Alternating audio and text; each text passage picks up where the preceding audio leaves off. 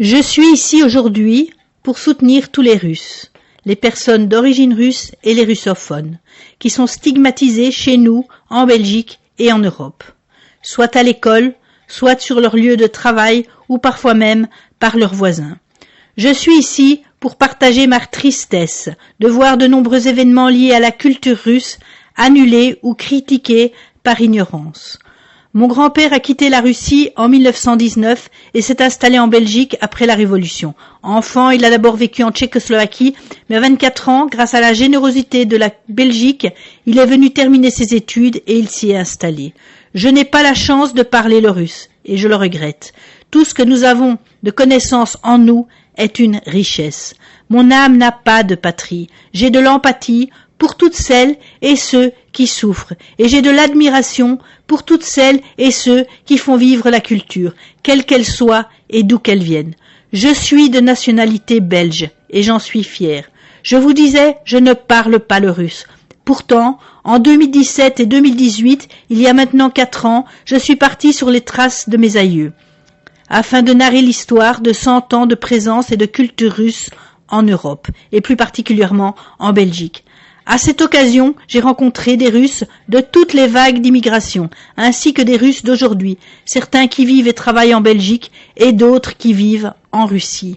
Des gens ordinaires, des gens comme vous et moi, et aussi des artistes qui incarnent la richesse de leur culture.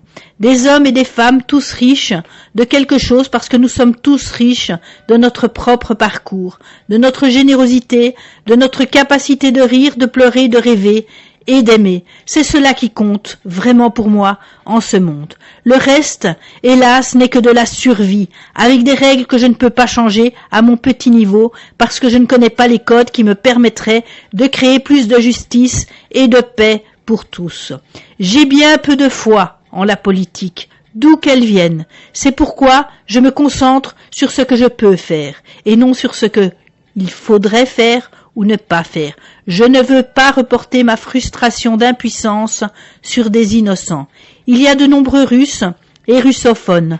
La langue russe est parlée par de nombreuses personnes de l'ex-Union soviétique. Beaucoup de Russes ont de la famille en Ukraine et inversement. La langue ukrainienne est très proche de la langue russe. C'est pourquoi toutes ces personnes offrent en ce moment beaucoup de leur temps à aider les Ukrainiens, des gens qui, comme moi, à leur niveau, avec leurs compétences, leurs possibilités, aident celles et ceux qui souffrent, sans chercher à savoir d'où ils viennent.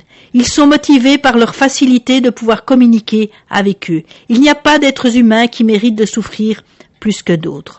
Alors si nous pouvons aider de quelque manière que ce soit celles et ceux qui souffrent, faisons-le. Montrons l'exemple de toute notre force et faisons tomber les préjugés dictés par la haine et les horreurs de la guerre.